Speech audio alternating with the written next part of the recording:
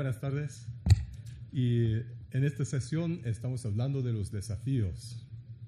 Quiero hacer una confesión.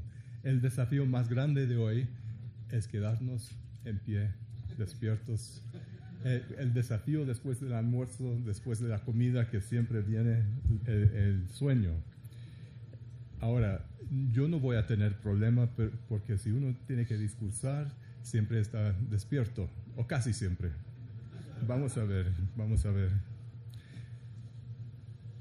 Ahí está, muy bien. Y para avanzar, muy bien, solo voy a decir. Bueno, podemos avanzar. Empiezo con una imagen de la historia. Tras el conflicto de la Segunda Guerra Mundial y las atrocidades que se cometieron, el mundo se dio cuenta de que faltaba algo y que una paz duradera no se podía mantener a menos que hicieran algo. ¿Qué es lo que hicieron? En 1948 adoptaron la Declaración Universal de Derechos Humanos, que es la base de todos los derechos humanos a nivel internacional en el mundo. Y voy a señalar algunas otras cosas. El debate sobre los derechos humanos se fundamentó en la idea de que todos los seres humanos son iguales en dignidad. Es decir, tienen todos un valor intrínseco por el solo hecho de ser miembros de la raza humana.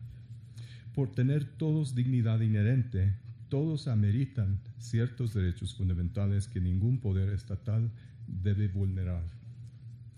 No es sorprendente que esta idea era todo lo contrario a la ideología de los nazis derrotados, quienes habían creído en la superioridad de su propia raza y en el estatus subhumano de los judíos, romas y personas con discapacidad, entre otros. Con la imagen todavía presente de las atrocidades que esa ideología había engendrado, la Asamblea General de las Naciones Unidas adoptó de forma casi unánime la Declaración Universal de Derechos Humanos en 1948. La dignidad humana fue el concepto clave que hizo posible el consenso. Por favor. La declaración reconoce que la libertad, la justicia y la paz en el mundo tienen por base el reconocimiento de la dignidad intrínseca y de los derechos iguales e inalienables de todos los miembros de la familia humana. Además, declara que todos los seres humanos nacen libres e iguales en dignidad y derecho. Por favor. En las 7 décadas desde la adopción de la Declaración, el valor fundacional de respetar la dignidad humana de todos se ha ido olvidando y ha sido relegado por otras consideraciones. Pretensiones de derechos a menudo se enfocan en posiciones que demandan derechos para unos, pero no para otros, pasando por alto el deber de respetar la dignidad de todos. Lo podemos ver con respecto a uno de los derechos más fundamentales, el de la libertad religiosa. Muchos hoy en día, por ejemplo, reclaman nuevos derechos civiles antagónicos a los valores tradicionales enseñados por la religión.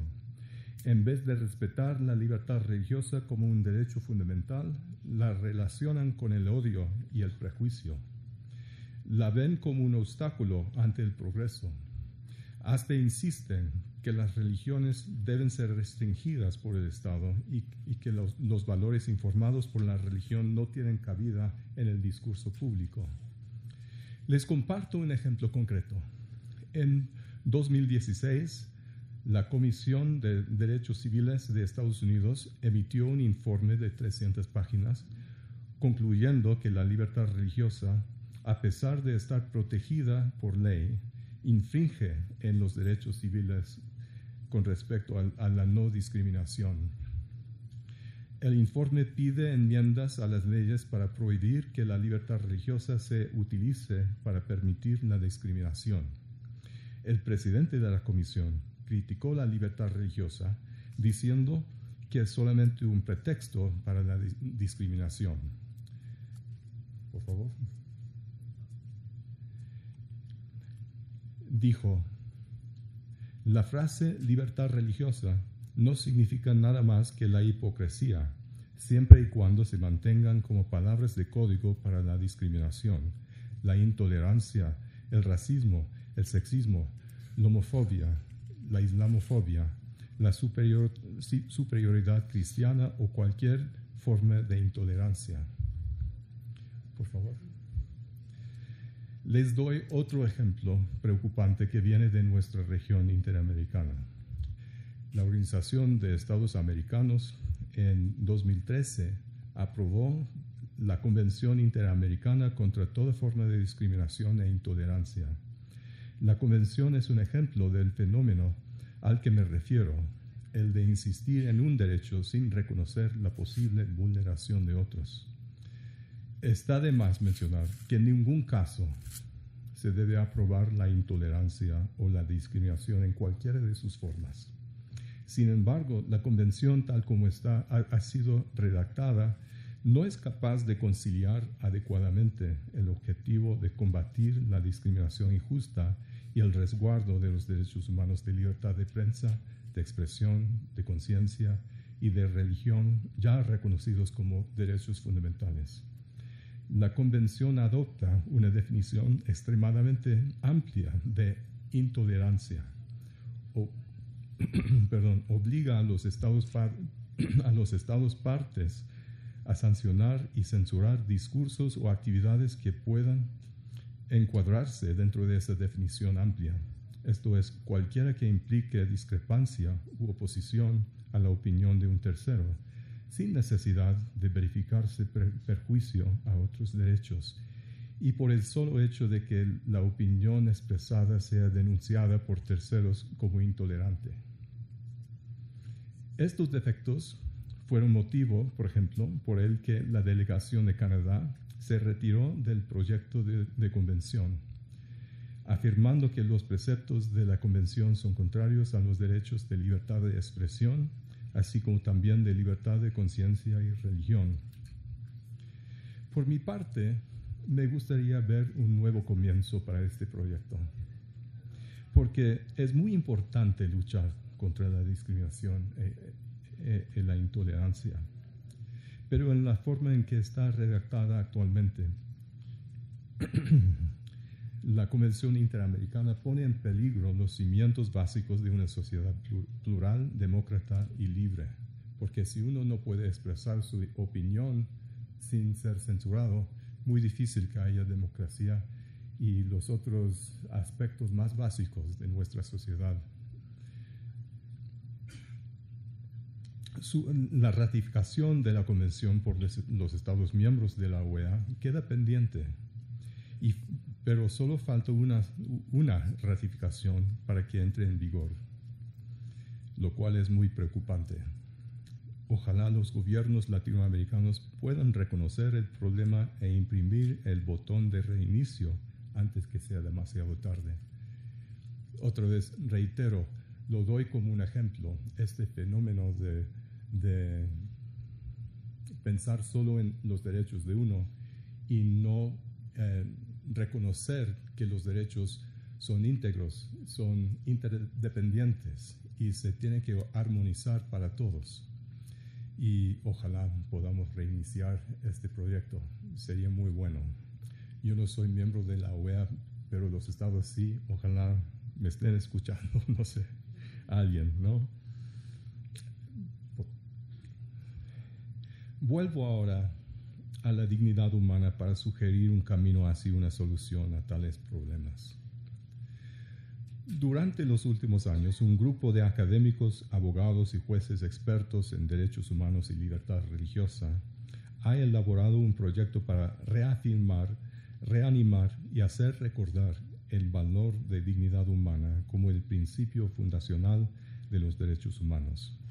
En diciembre del año pasado, justo a 70 años de la adopción de la Declaración Universal de Derechos Humanos, un gran número de estos expertos se reunieron en Punta del Este de Uruguay. Pusieron los toques finales a su documento y lo firmaron. Le pusieron el nombre de, ¿podemos pasar? el nombre de Declaración de Punta del Este sobre la dignidad humana para todos en todo lugar. Tengo algunas copias y si alguien tiene interés puedo compartir, pero todo está en la página web dignityforeveryone.org.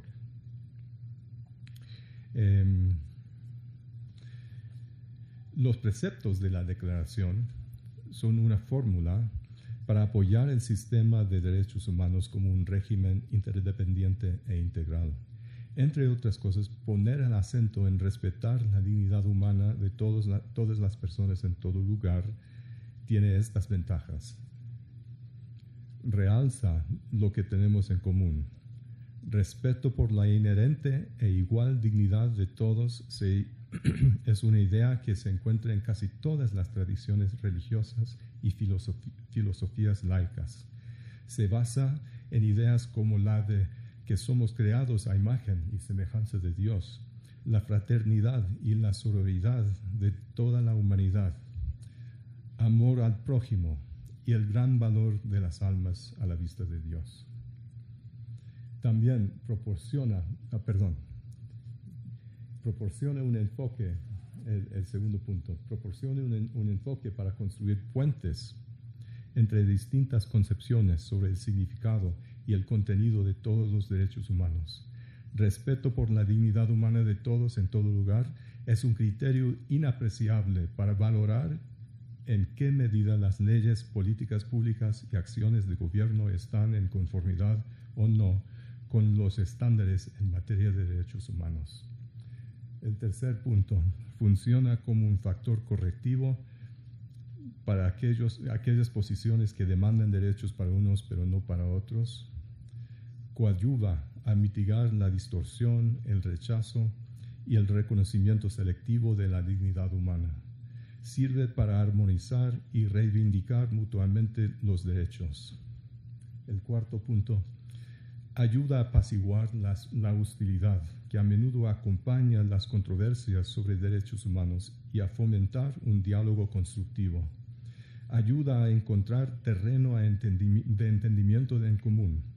Es un antídoto para la política de identidad, la cual pone el acento en nuestras diferencias. Y por último, respetar la dignidad humana para todos en todo lugar nos recuerda que debemos trabajar por la eliminación de las violaciones más graves de los derechos humanos, de individuos y grupos, incluyendo el genocidio, los crímenes de lesa humanidad, los crímenes de guerra, la persecución religiosa, la trata de personas y otras atrocidades.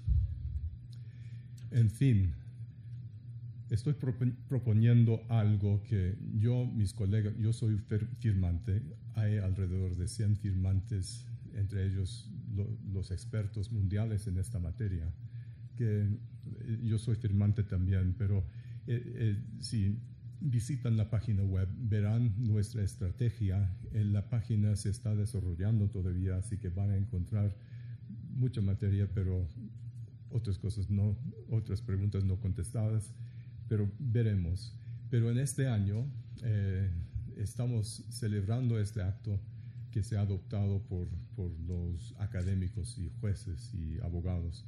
Estamos celebrándolo, compartiendo conocimiento del documento en muchos congresos alrededor del mundo. Solo les menciono esto, no es el tema nuestro. El tema nuestro hoy es la libertad religiosa y los desafíos que enfrentamos actualmente a nivel interamericano.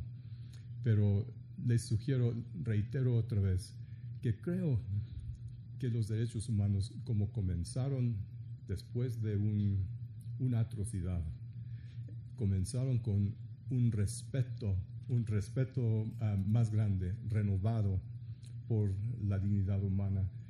Y ahora nos hemos despistado un poco, hemos salido del carril. Y creo que una manera de evitar los problemas que tenemos y apaciguar la incivilidad que existe tanto en el discurso sobre los derechos humanos y sobre la libertad religiosa es meternos otra vez en el carril de la dignidad humana, que nos enseña, que no se define precisamente, pero es un concepto que compartimos en común. Nos enseña que el respeto del uno por el otro, el conocimiento de que somos iguales en dignidad y en derechos, nos va a ayudar, creo que nos puede ayudar a entrar en un diálogo con más esperanza de encontrar soluciones. Muchas gracias.